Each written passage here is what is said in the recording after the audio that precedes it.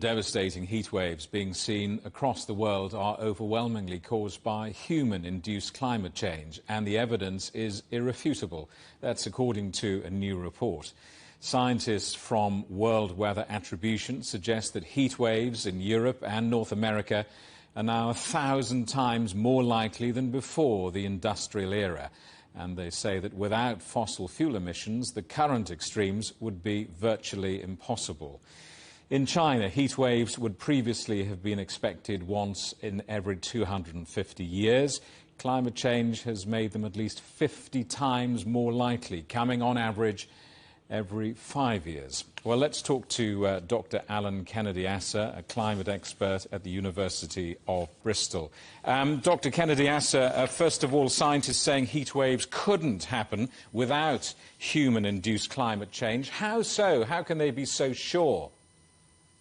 Sure. So the study you've just mentioned, it's talking about heat waves of this particular magnitude that we've seen over the past sort of few weeks. So heat waves, you can define them in terms of how intense they are, how long-lasting they are, or how widespread across a geographical area they are. So it's particularly heat waves as severe as this that we've just seen, that this study was talking about, and it's because of the extra heating that we've seen. Due to global warming and global climate change, it means that heat waves of this intensity are so much more likely than they would have been in a world that was several degrees cooler. Now, the report shows that climate change makes heat waves much more likely in North America and Europe than China. Why is that?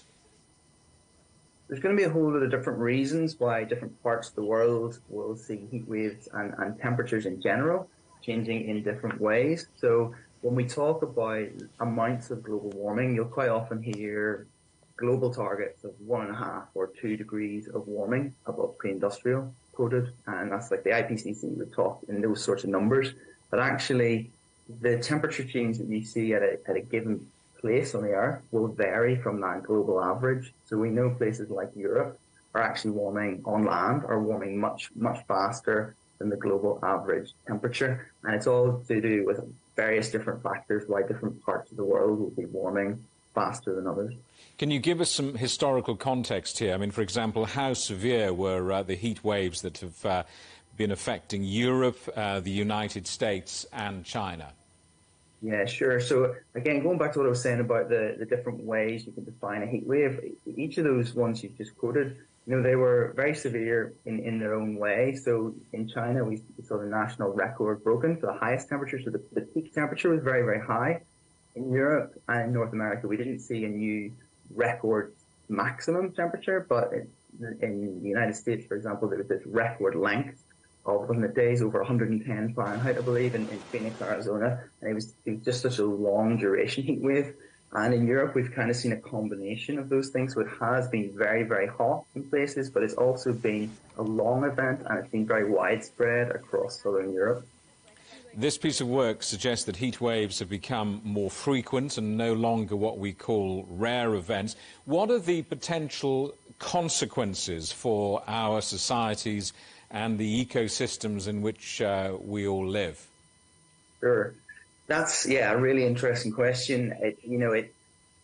The impacts, say, on individuals, we might be able to adapt and get used to these sorts of temperatures as they become more frequent. But if you think about ecosystems as a whole and the ecosystems we rely on, like agricultural ecosystems, they could be quite badly impacted by the severe high temperatures and drought conditions. So we've heard about impact on, say, olive production in Europe, either the impact on fruit production or on grain production, as well. Even in places like the UK, we see impacts on, say, grass growth rates, which affects the availability of feed for animals.